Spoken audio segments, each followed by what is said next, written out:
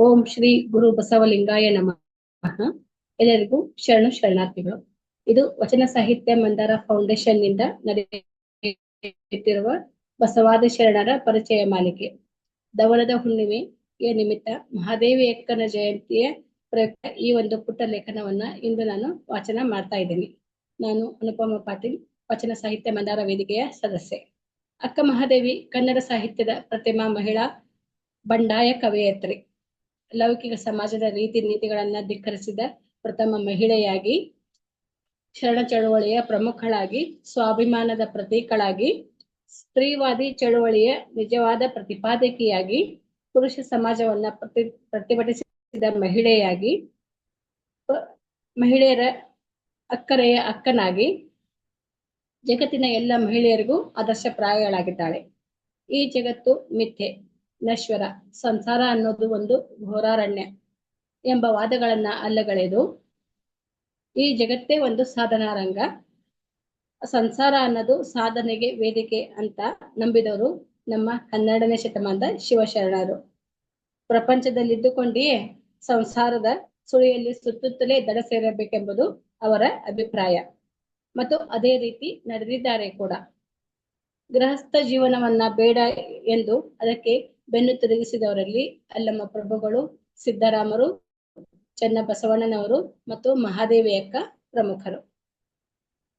ಆದರೆ ಇವರ್ಯಾರು ಸಂಸಾರನ ಬಿಟ್ಟು ಸನ್ಯಾಸಿಗಳಾಗಿ ಗುಹಾಂತರ್ಗತವಾಗಿ ಬದುಕಿಲ್ಲ ಅನ್ನೋದೇ ಒಂದು ಗಮನಾರ್ಹ ಸಂಗತಿ.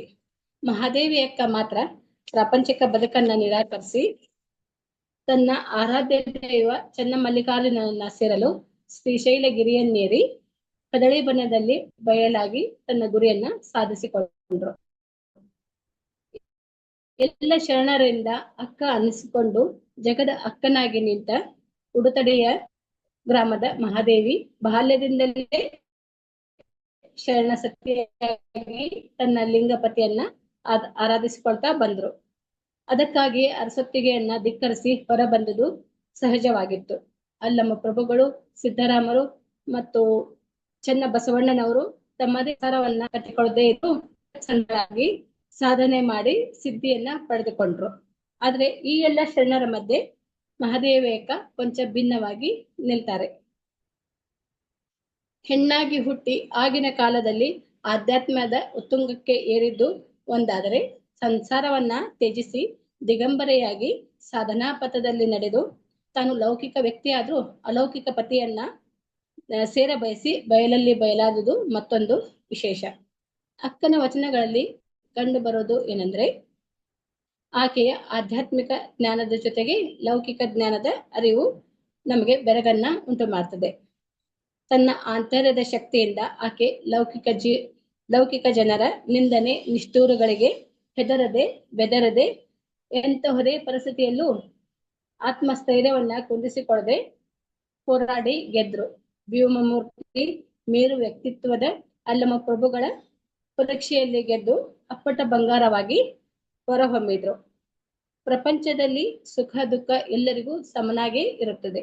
ಅದಕ್ಕಾಗಿ ತನ್ನ ಈ ಒಂದು ವಚನದಲ್ಲಿ ಮಹಾದೇವಿ ಅಕ್ಕ ಈ ರೀತಿ ಹೇಳ್ತಾರೆ: ಹೆದರದಿರು ಮನವೇ, ಬೆದರದಿರು ತನುವೆ, ನಿಜವನರಿತು ನಿಶ್ಚಿಂತನಾಗಿರು, ಫಲವಾತ ಮರಣ ಕಲ್ಲಲ್ಲಿ ಇಡುವರೊಂದು ಕೋಟಿ, ಎಲವರದ ಮರಣ ಇಡುವರೊಬ್ಬರ ಕಾಣೆ, ಭಕ್ತಿಯುಳ್ಳವರ ಬೈವರೊಂದು ಕೋಟಿ, ಭಕ್ತಿ ಇಲ್ಲದವರ ಬೈವರೊಬ್ಬರ ಕಾಣೆ, ನಿಮ್ಮ ಶರಣರ ನುಡಿಯೇ ಸೋಪಾನ ಚನ್ನಮಲ್ಲಿಕಾರ್ಜುನಯ್ಯ.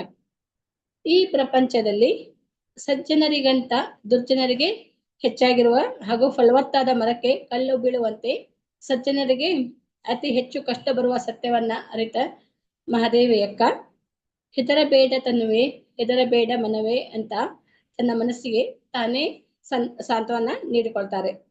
ಮನುಷ್ಯನಾದವನು ಜೀವನದಲ್ಲಿ ಎಡುವುದು ಸಹಜ.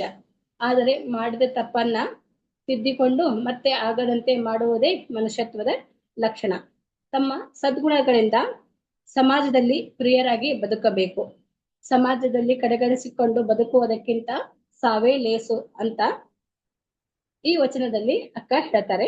ನಿಮ್ಮ ನಿಲುವಿಗೆ ನೀವು ನಾಚಬೇಡವೇ, ಅನ್ಯರ ಕೈಲಿ ಅಲ್ಲ ಎನಿಸಿಕೊಳ್ಳುವ ನಡೆ ನುಡಿ ಏಕೆ, ಅಲ್ಲ ಎನಿಸಿಕೊಂಬುದರಿಂದ ಆ ಕ್ಷಣವೇ ಸಾವು ಲೇಸದು ಕಾಣ ಚನ್ನಮಲ್ಲಿಕಾರ್ಜುನ.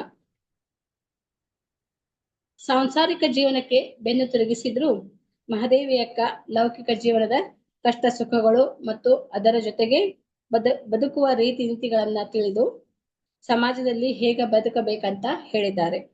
ಜನರ ಮತ್ತು ಪರಿಸ್ಥಿತಿಗಳ ಸಾಧಕ ಬಾಧಕಗಳ ಬಗ್ಗೆ ಸ್ಪಷ್ಟವಾಗಿ ತಿಳುವಳಿಕೆಯುಳ್ಳವರು ಮತ್ತು ಚತುರ್ಮತಿಯೂ ಆಗಿದ್ದ ಮಹಾದೇವಿ ಅಕ್ಕನ ವ್ಯಕ್ತಿತ್ವವೇ ವಿಶಿಷ್ಟ. ಚಿಕ್ಕ ವಯಸ್ಸಿನಲ್ಲಿ ತನ್ನ ಬಾಳಲ್ಲಿ ಬಂದಂತಹ ಸಂಕಷ್ಟಗಳನ್ನ ಎದುರಿಸಿದ ಪರಿ ಮತ್ತು ಜನರ ಗುಣ ಸ್ವಭಾವಗಳನ್ನ ಗುರುತಿಸುವ ಚಾತುರ್ಯ, ಸೂಕ್ಷ್ಮ ದೃಷ್ಟಿ ಅತ್ಯಂತ ಗಮನಾರ್ಹ. ತನ್ನ ನಿಲುವು ಮತ್ತು ನಿರ್ಧಾರಗಳ ಬಗ್ಗೆ ಮಹಾದೇವಿ ಅಕ್ಕನಿಗೆ ಅಪಾರವಾದ ನಂಬಿಕೆ ಇತ್ತು ಮತ್ತು ದೃಢ ಮನೋಭಾವ ಇದ್ವು. ಅವರ ವಚನಗಳಲ್ಲಿ ಲೌಕಿಕ ಜೀವನದ ರೀತಿ ನೀತಿಗಳನ್ನ ಸಮರ್ಥವಾಗಿ ಹೇಳಿದ್ದಾರೆ. ಬೆಟ್ಟದ ಮೇಲೊಂದು ಮನೆಯ ಮಾಡಿ ಮೃಗಗಳಿಗೆ ಅಂಜಿದೊಡೆ ಎಂತಯ್ಯ, ಸಮುದ್ರದ ತಡಿಯಲೊಂದು ಮನೆಯ ಮಾಡಿ ನೆರೆ ತೊರೆಗಳಿಗೆ ಅಂಜಿದೊಡೆ ಎಂತಯ್ಯ, ಸಂತೆಯೊಳಗೊಂದು ಮನೆಯ ಮಾಡಿ ಶಬ್ದಕ್ಕೆ ನಾಚಿದೊಡೆ ಎಂತಯ್ಯ, ಚನ್ನಮಲ್ಲಿಕಾರ್ಜುನ ದೇವ ಕೇಳಯ್ಯ, ಲೋಕದೊಳಗೆ ಬಂದಡೆ ಮನದಲ್ಲಿ ಕೋಪವ ತಾಳದೆ ಸಮಾಧಾನಿಯಾಗಿರಬೇಕು. ಈ ಪ್ರಪಂಚದಲ್ಲಿ ಹುಟ್ಟಿದ ಬಳಿಕ ಸ್ತುತಿ ನಿಂದನೆಗಳನ್ನ ನಿಷ್ಠೂರಗಳನ್ನ ಎದುರಿಗೆ ಹೊಗಳಿಕೆಯಿಂದ ಒಬ್ಬದೆ ತೆಗಳಿಕೆಯಿಂದ ಕುಗ್ಗದೆ ಧೈರ್ಯವಾಗಿ ಜೀವನವನ್ನ ಸಾಗಿಸಬೇಕು ಅಂತ ಲೌಕಿಕ ಜೀವನದ ಬಗ್ಗೆ ಅಕ್ಕ ಹೇಳ್ತಾರೆ. ಬದುಕಿನ ಸಾರ್ಥಕತೆ ಇರೋದು ಪರೋಪಕಾರದಲ್ಲಿ.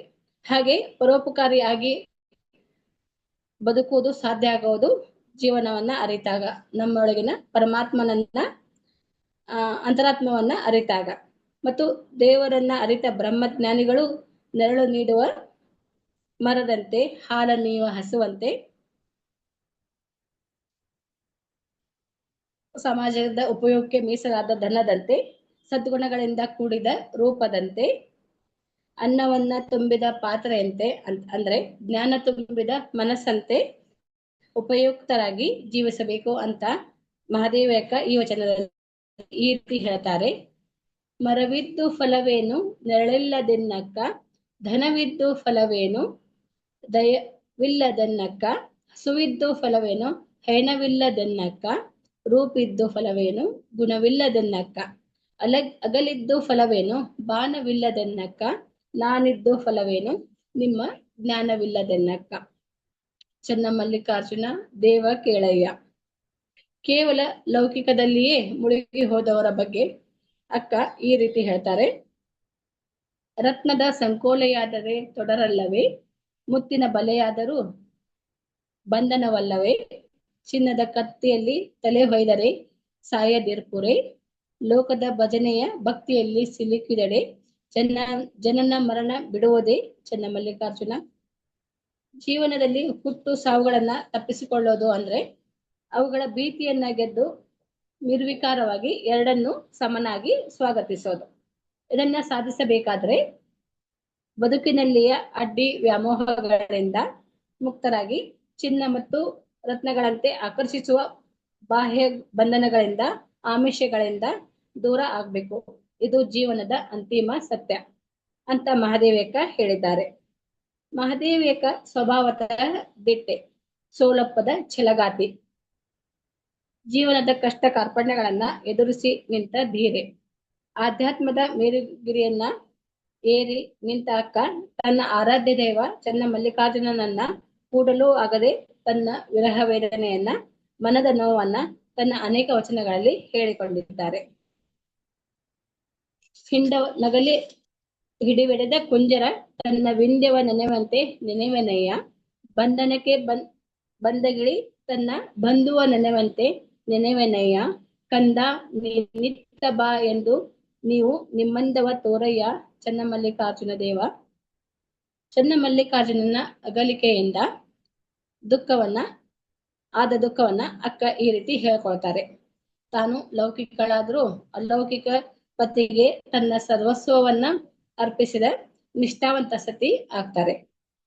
ಎಲ್ಲ ಯುವತಿಯರಿಗೆ ಭಾವಿ ಪತಿಯ ಬಗೆಗಿನ ಹರಿಯದ ಹೆಣ್ಣಿನ ಕನಸುಗಳನ್ನ ಅಕ್ಕ ಕೇಳವ್ವ ನಾನೊಂದ ಕನಸ ಕಂಡೆ, ಅಕ್ಕ ಕೇಳವ್ವ ನಾನೊಂದ ಕನಸ ಕಂಡೆ, ಅಕ್ಕಿ ಅಡಿಕಿ ತೆಂಗಿನಕಾಯಿ ಕಂಡೆ, ಚಿಕ್ಕ ಚಿಕ್ಕ ಜಡೆಗಳ ಸುಲಿಪಲ್ಲಿ ಗೊರವನು ಭಿಕ್ಷಕ್ಕೆ ಬಂದುದ ಕಂಡೇನವ್ವ, ಮಿಕ್ಕು ಮೀಹಿ ಹೋಹನ ಬೆಂಬತ್ತಿ ಕೈ ಹಿಡಿದೆನು, ಚೆನ್ನ ಮಲ್ಲಿಕಾರ್ಜುನನ ಕಂಡು ಕಣ್ ತೆರೆದೆನು ಅನ್ನೋ ವಚನದಲ್ಲಿ ನಾವು ಕಾಣಬಹುದು. ಪಚ್ಚೆಯ ನೆಲೆಗಟ್ಟು ಕನಕದ ತೋರಣ, ವಜ್ರದ ಕಂಬ ಪವಳದ ಚಪ್ಪರ ವಿಕ್ಕಿ, ಮುತ್ತು ಮಾಣಿಕದ ಮೇಲುಕಟ್ಟೆ ಕಟ್ಟಿ ಮದುವೆಯ ಮಾಡಿದರು ಎಮ್ಮವರನ್ನ ಮದುವೆಯ ಮಾಡಿದರು. ಚೆನ್ನ ಮಲ್ಲಿಕಾರ್ಜುನನೆಂಬ ಗಂಡನಿಗೆ ಎನ್ನ ಮದುವೆಯ ಮಾಡಿದರು ಎಂಬ ವಚನದಲ್ಲಿ ಅಕ್ಕನ ಮದುವೆ ಕಲ್ಪನೆಯನ್ನ ನಾವು ಕಾಣಬಹುದು. ತನ್ನ ಪ್ರಿಯಕರ ಚೆನ್ನ ಮಲ್ಲಿಕಾರ್ಜುನನನ್ನು ಶ್ರೀಶೈಲಗಿರಿಯಲ್ಲಿ ಹುಡುಕುವಾಗ ಗಿಳಿಗಳನ್ನ, ಕೋಗಿಲೆ, ದುಂಬಿ, ನವಿಲುಗಳನ್ನ ಆತ್ಮೀಯವಾಗಿ ಆತ ಎಲ್ಲಿದ್ದಾನೆಂದು ದೈನ್ಯದಿಂದ ಕೇಳಿಕೊಳ್ಳೋದನ್ನ ನಾವು ಈ ವಚನದಲ್ಲಿ ನೋಡೋಣ. ಚಿಲಿಪಿಲಿ ಎಂದು ಓಡುವ ಗಿಳಿಗಳಿರ, ನೀವು ಕಾಣಿರೆ ನೀವು ಕಾಣಿರೆ, ಸೊರವೆತ್ತಿ ಪಾಡುವ ಕೋಗಿಲೆಗಳಿರ, ನೀವು ಕಾಣಿರೆ ನೀವು ಕಾಣಿರೆ, ಎರಗಿ ಬಂದಾಡುವ ತುಂಬಿಗಳಿರ, ನೀವು ಕಾಣಿರೆ ನೀವು ಕಾಣಿರೆ, ಕೊಳನ ತಡೆಯಲಾಡುವ ಹಂಸೆಗಳಿರ, ನೀವು ಕಾಣಿರೆ ನೀವು ಕಾಣಿರೆ, ಗಿರಿ ಗೌಹರದೊಳಗಾಡುವ ನವಿಲುಗಳಿರ, ನೀವು ಕಾಣಿರೆ ನೀವು ಕಾಣಿರೆ, ನನ್ನ ಚೆನ್ನ ಮಲ್ಲಿಕಾರ್ಜುನ ಎಲ್ಲಿದ್ದಾನೆಂದು ಹೇಳಿರಿ ಅಂತ ಎಲ್ಲ ಪ್ರಾಣಿ ಪಕ್ಷಿಗಳನ್ನ ಕೇಳ್ತಾರೆ. 12ನೇ ಶತಮಾನದ ಇತರ ಶಿವಶರಣರಂತೆ ಮಹಾದೇವಕ್ಕನ ವಚನಗಳಲ್ಲಿಯೂ ಸಾಧನೆಯ ಬಗ್ಗೆ, ಸಿದ್ಧಿಗಳ ಬಗ್ಗೆ ಅಭಿವ್ಯಕ್ತಿ ಇದೆ. ಅಕ್ಕ ಮಹಾದೇವಿಯ ಜೀವನ ಅಸಾಮಾನ್ಯ ವೈಶಿಷ್ಟ್ಯತೆಯಿಂದ ವೈಚಾರಿಕ ಅನುಭಾವಪೂರ್ಣವಾದ ನಡೆ ನುಡಿಗಳೊಂದಾದ ಪರಿ ಅನನ್ಯವಾಗಿದೆ. ಅಲೌಕಿಕ ಸಾಧನೆಗಳನ್ನ ಲೌಕಿಕ ರೀತಿ ನೀತಿಗಳ ಉದಾಹರಣೆಗಳೊಂದಿಗೆ ವ್ಯಕ್ತಪಡಿಸಿದ್ದು ವಿಶೇಷ. ಅಕ್ಕ ನೀಡಿದ ಉಪಮೆಗಳು ಲೌಕಿಕದ ನಿತ್ಯ ಜೀವನದ ಆಗು ಹೋಗುಗಳೇ ಆಗಿವೆ. ಲೌಕಿಕದೊಳಗಿದ್ದುಕೊಂಡೇ ಅಲೌಕಿಕವನ್ನ ಸಾಧಿಸುವ ರೀತಿ ಅನನ್ಯವಾದುದು. 12ನೇ ಶತಮಾನದ ನುಡಿದಂತೆ ನಡೆದ ಮತ್ತು ನಡೆದಂತೆ ನುಡಿದ ಶಿವಶರಣರ ನಡೆಯೂ ಇದೆ, ನುಡಿಯೂ ಇದೆ. ಇದೇ ಶನಿವಾರ 12ನೇ ತಾರೀಕಿನಂದು ದವನದ ಹುಣ್ಣಿಮೆ, ಅಕ್ಕನ ಜಯಂತಿ ಇದೆ. ಅದರ ಪ್ರಯುಕ್ತ ಈ ಲೇಖನ ವಾಚನ ಮಾಡಿದ್ದೇನೆ. ಶರಣಾರ್ಥಿಗಳು.